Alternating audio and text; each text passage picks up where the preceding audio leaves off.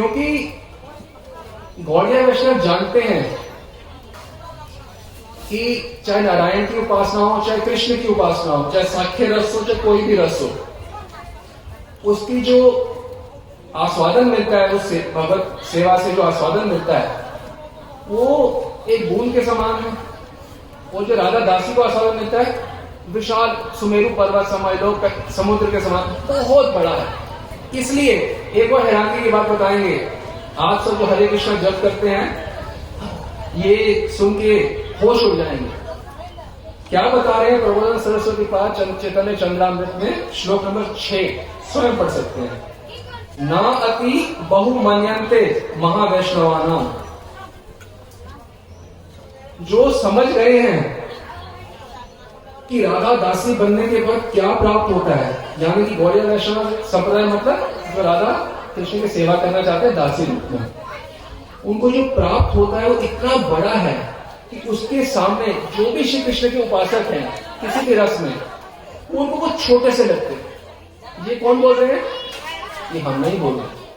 कौन बोल रहे हैं? प्रबोधन सरस्वती। वो कह रहे हैं ना अति बहुमन्यते। वो बहुत ज्यादा मान नहीं करते। सख्य दस रहे ऐसे यहाँ बता रहे हैं प्रबोधन सरस्वती धिक कुर्वन्ति, ये इनको क्या मिलेगा?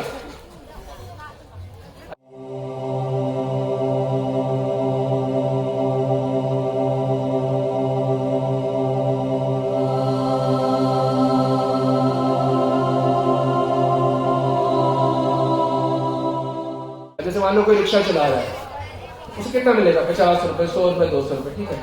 एक व्यक्ति है वो उसका अलग प्रकार का व्यापार है, उसको 10 करोड़ रुपए, तो क्या उनको क्या मिल रहा है? उनको 10 करोड़ रुपए। उसी प्रकार से ये हमने भाषा आपके लिए है ताकि आपको समझ आए। इतना कम आस्वादन है भगवान के अन्य रसों में। ये राधा दासी जो तत्व ज्ञान है, जो वास्तव में तत्वता महापुरुष वो जानते हैं। जब तरह चित शुद्ध होगा ये सब नहीं, वो जानते हैं हमें क्या मिल रहा है, जागृत अवस्था में मिल रहा है। वो जानते हैं कि उसके मुकाबले अन्य जो कुछ भी है वो बहुत थोड़ा है। इसलिए क्या बोले प्रबोधन सरस्वती कि ना अति बहुमन्य, बहुत मान नहीं करते किसी भक्त का जब तो वो राधा दास में स्थित नहीं है। महाराज जी बहुत सुंदर ढंग से आपने सुस्पष्ट किया इस प्रश्न का उत्तर। इसी के संबंध में एक अन्य भक्त ने भी प्रश्न किया था कि बोला जाता है कि जो कृष्ण भक्ति करता है वो सबसे भाग्यवान जीव है, परंतु प्रबोधानंद सरस्वती पाद जी बता रहे हैं कि उनके अनुसार जो शुद्ध कृष्ण भक्ति में भी जुड़े हैं वो उनको सबसे बड़ा अभागा मानते हैं। तो इसका क्या मतलब है महाराज जी? ये हम समझ नहीं पा रहे। ये उनका प्रश्न था भक्त का। देखिए आपने प्रश्न पूछा है, सभी शास्त्र कहते हैं कि हमें भक्तों का आदर देना चाहिए, देते हैं, सबको देना ही चाहिए। परंतु आप समझे कि गौड़िया जो महापुरुष देने आए हैं वो इतना विशाल वस्तु है कि उसके सामने श्री कृष्ण प्रेम भी बहुत अल्प लगता है। ये नहीं लिखा गया, प्रबोधन सरस्वती ये नहीं कह रहे कि वे आदर नहीं देते, वो कह रहे हैं ना अति बहुमन्यते, बहुत ज्यादा आदर नहीं देते। ठीक है, भक्त को प्रणाम है, चींटी को भी प्रणाम है, तो भक्त को नहीं होगा, और ना अति बहुमन्यते।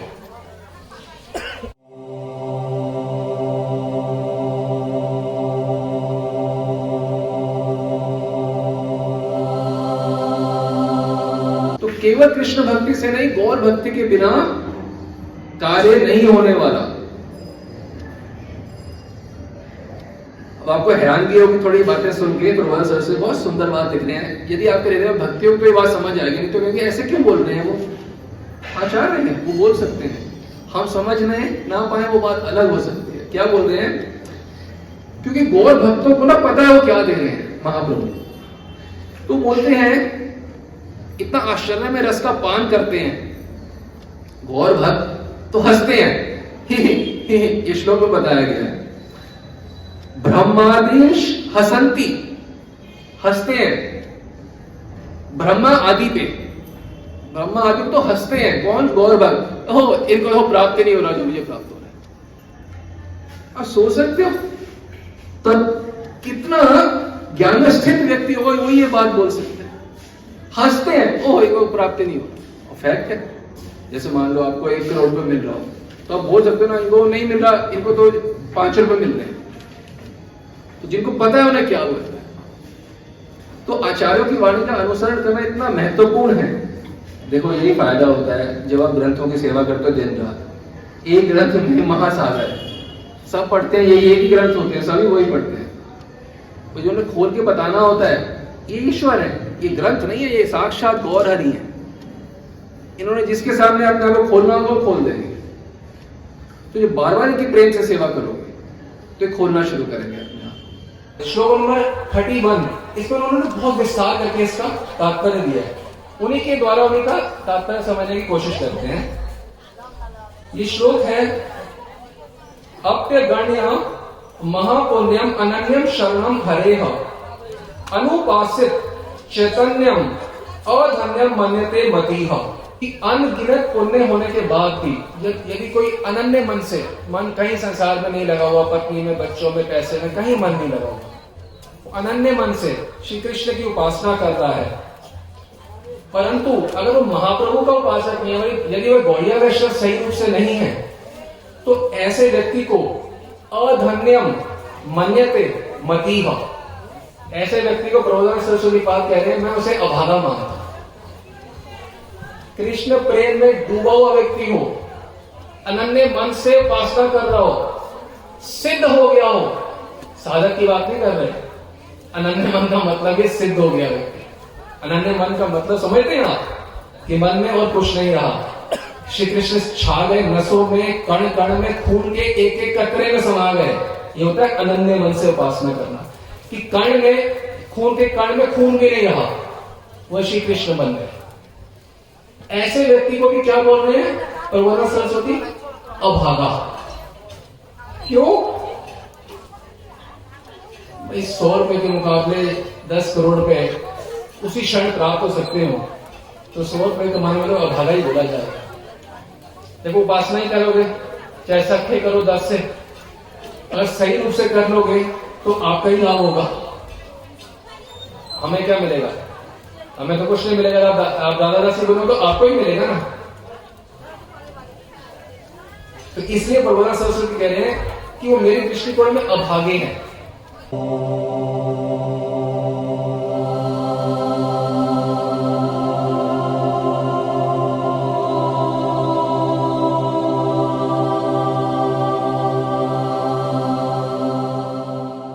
क्योंकि मिलना था, अगर हम गौड़िया वैष्णव सही रूप से होते, राधा रानी की उपासना में लगे होते, तुम्हें सबसे श्रेष्ठ आस्वादन मिलना था। वो ना मिलकर क्या मिला? पूर्णिमा का चंद्र चाहते हैं और पुनः पूर्णिमा की तिथि के, तो ऐसा कैसे हो सकता है? यही है वृंदावन महिमामृत। इसमें भी बताया जा रहा है कि अभागा क्यों मानते हैं। प्रबोधानंद सरस्वती एक ग्रंथ है चैतन्य चंद्रामृत, एक ये ग्रंथ है वृंदावन महिमामृत, जिसको चारों संप्रदाय के लोग लॉ बुक के रूप में लेते हैं। चारों संप्रदाय, ब्रज में चले जाओ, हर एक के पास आपको एक ग्रंथ मिलेगा, हर एक के पास। ब्रज भक्ति करनी है और ये ग्रंथ से परिचय नहीं है, तो आपका राधा कृष्ण से कभी परिचय नहीं हो सकता। हमारा हाथ जोड़ के निवेदन है कि सभी इस ग्रंथ को रोज पढ़ा करें, वृंदावन महिमा में।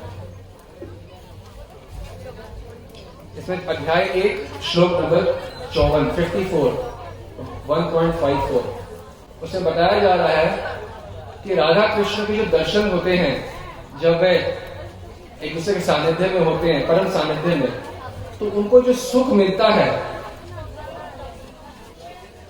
उसके मुकाबले जो जितने भी और अन्य उपासक हैं, चाहे यशोदा माता क्यों नहीं है, आपको क्या हमारा जो सुख है राधा रानी की दासी का, कि यशोदा माता से भी ज्यादा है?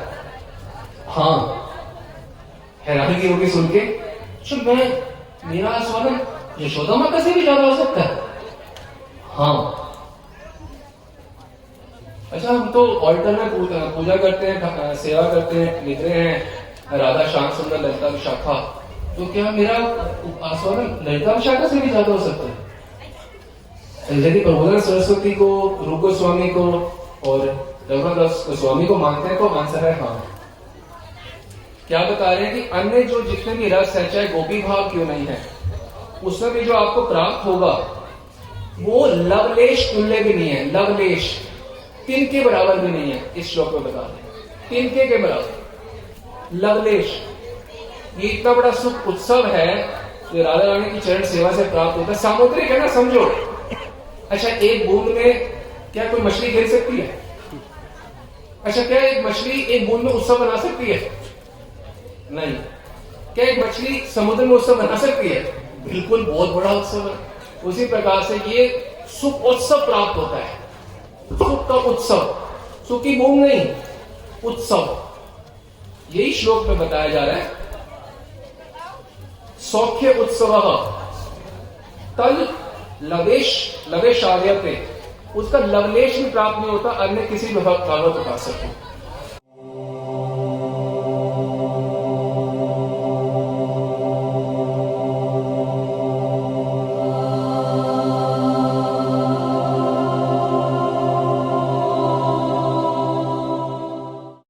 जिसे बताया गया था कि जो भगवान वृंदावन महिमामृत में अध्याय 1 श्लोक 54 में 54 कि जो अन्य भगवान के रस के उपासक हैं उनको यदि राधा कृष्ण की जो सेविकाएं, दासी हैं, मंजरी हैं, यानी कि जो गौड़िया वैष्णव हैं, उनके मुकाबले यदि रस का गणना करेंगे तो वो समुद्र के समान मिलता है मंजरी को रस, और जो कोई सखा हो, दास हो, उनको एक बूंद के समान मिलता है। यही जो बात है विस्तृत रूप से व्याख्या करी है श्रीला विश्वनाथ चक्रवर्ती ठाकुर ने आनंद चंद्रिका नामक कमेंट्री है रूप गोस्वामी की उज्ज्वल नीलमणि के ऊपर, उसमें उन्होंने व्याख्या करी है। क्या व्याख्या है? वो कह रहे हैं कि 4 प्रकार का प्रेम होता है। स च प्रेम जात्या अनंतो अपि क्वापि परमाणु मात्रा क्वापि परम महान। वो कह रहे हैं 4 प्रकार का मेन है। एक होता है क्वापि परमाणु, एकदम अणु है, अणु मात्र प्रेम है, एकदम हल्का सा अणु मात्र, अणु नहीं, अणु मात्र। क्वापि परम महान,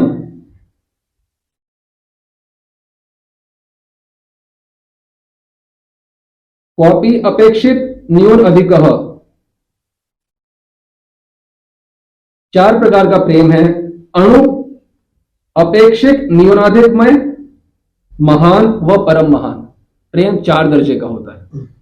पहले दर्जे का प्रेम है अणु, यानी कि एटॉमिक, बहुत हल्का सा प्रेम, जैसे भगवान का प्रति कोई दास हो या, तो बहुत हल्का सा प्रेम होता है जो सामान्य जीवों को प्राप्त होता है। जैसे अणु प्रेम तो अणु आस्वादन हो गया।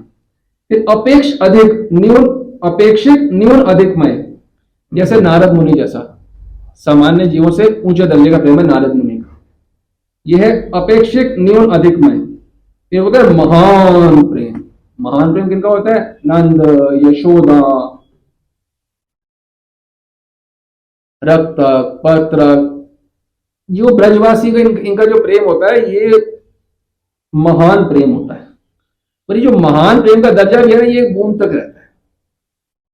भगवत प्रेम का जो आस्वादन समुद्र है, प्रेम के अनुरूप आस्वादन होता है। तो जो आप नंद हो या यशोदा हो या दास हो, कोई भी हो, मिलेगा बूंद ही। एक होता है परम महान प्रेम, वो एकमात्र किन में होता है? श्रीमती राधा रानी। तो 4 दर्जे का प्रेम है परम महान प्रेम राधा रानी का। तो जो परम महान प्रेम है, तो परम जो परमानंद की अंतिम अवस्था है, वो राधा रानी को परम आस्वादन जो है प्राप्त होता है, और अपनी कृपा से वह अपनी जो आश्रित दासियां यानी गौड़िया वैष्णव उनको प्रदान करती है।